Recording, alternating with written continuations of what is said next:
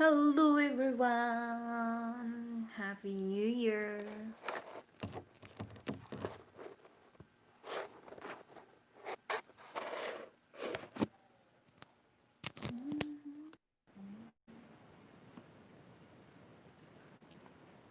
So,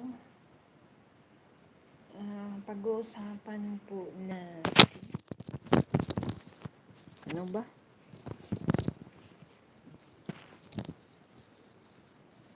Okay ba yung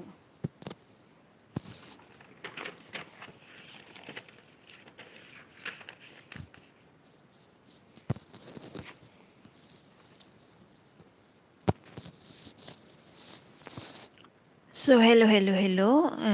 Para sa mga kababayan ko dito sa Saudi Arabia. So, pag-uusapan po natin yung another extension ng suspension of travel dito sa Saudi Arabia. So, paggising ko kahapon ng umaga, hindi ako nakapag-vlog guys at hindi din ako nag-live kasi gusto kong suriin ko muna kasi meron ako nakita na isang vlogger na nag-live siya. Yung title is ang pagsarado ulit ng Saudi Arabia. So, parang nawalan ako ng gana. Kasi kahapon lang ako nag-vlog, 'di ba? Na sabi ko ang saya-saya ko kasi mag pwede na makapag-travel going back home. So, ayan po. So, sinusuri ko po kung ano ba talaga yung totoong balita. So, ayan po, totoo po. Galing po sa Ministry of Interior, mayroon pong ini-extend na naman po yung suspension of flight sa Saudi Arabia. But, the good news po is hindi po kasali yung mga papauwi, yung mga hindi po binanggit doon na wala talaga, siradong-sirado talaga.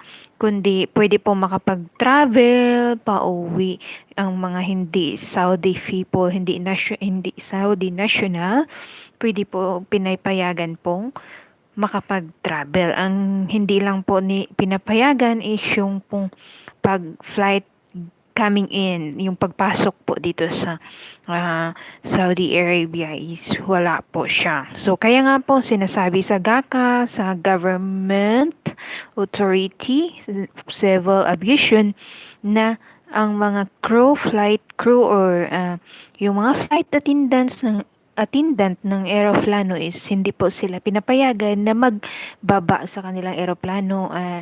So, ano lang po sila, stay lang po sila sa loob ng eroplano. Kaya po, kasi po, hindi po pinapayagan na mayroong pumapasok na galing sa ibang bansa. Pero yung mga expats na gustong umuwi sa kanilang bansa is pwede po. Mayroon pong travel. So, mayroon pong biyahe mga kababayan. So, pray lang po tayo palagi. And ayan po. Hello po sa iyo, Pure Retailer. Thank you so much for coming. At sa mga nag-ano po sa at babanggitin ko na lang din po kasi kanina galing po ako sa Aramix kanina kasi kung nasubaybayan ninyo yung mga videos ko na sinasabi ko is nagre-renew ako ng passport dito sa Saudi kaya hindi ako nakapag-uwi. Hinihintay ko. So, supposed to be is December, September pa ako umuwi pero nagsuggest yung amo ko na dito na lang ako mag-renew sa passport ko at siya yung magbayad. So, tinanggap ko yung offer ng amo ko. So, nakapag-renew po ako last October 28 sa VFS Global sa Riyadh, Saudi Arabia.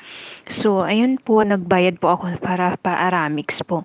And then, last Saturday lang po is December 25 and natanggap ko po yung message ng BFS, yung kanilang reference number. So, sinabihan ko yung amo ko na ayan, nag-message na yung BFEs and then kinuha ng anak ng amo ko yung cellphone ko kasi binasan niya kasi hindi sila maniniwala parang gusto nilang labasin na wala tayong alam, 'di ba? So ganyan sila kasi mababa lang yung tingin nila sa atin lalo na sa ating mga domestic helper lang. Parang wala tayong alam para sa kanila sila lang yung marunong, 'di ba? So kahapon, tinanong niya ako kasi sabi niya maghintay daw kami bago kami pumunta sa Aramix. Hintayin daw namin yung message ng taga Aramix. Pag matanggap ko na daw yung message ng Aramix, so saka daw kami pupunta doon. So sabi ko, wala naman yan sa instruction doon sa BFEs.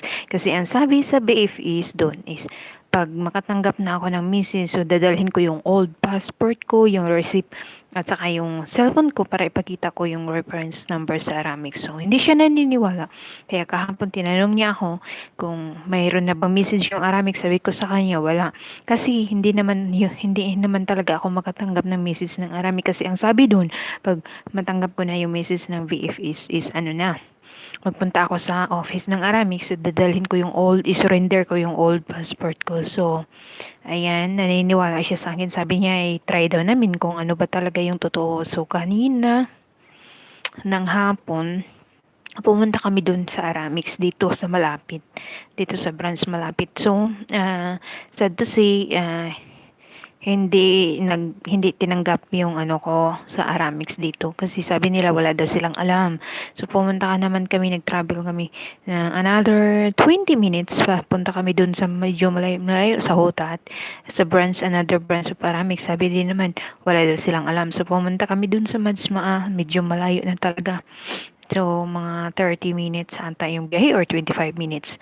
So, pumunta kami dun and ayan, na-process na din yung ano ko sa Aramix. Tinanggap nila doon. And then, so, ganyan po, nahihirapan ako. So, para po sa mga kababayan ko dyan, lalong-lalo na sa mga domestic helper na katulad ko. So, wag tayong mag-rely, wag nating iasa yung ating sarili or yung ating mga dokumento sa ating amo lang. Kailangan din nating, kailangan tayong mag-research, kailangan tayong magkaroon ng kunting knowledge para, so, kung hindi ko siya sinabihan na hindi talaga ako makatanggap ng message na Arami, kailangan natin pumunta mismo sa office. So, hindi sila magpunta.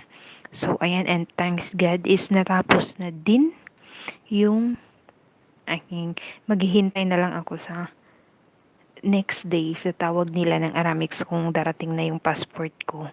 So, kinuha na nila yung luma kong passport kasi dadalhin nila dun sa BFS. So, thanks God. At soon is makakauwi na din tayo. So, ayan po. Sinisipon po ako. So, ayan po. Para sa mga kababayan po natin dyan. So, kailangan po natin guys na magbasa-basa.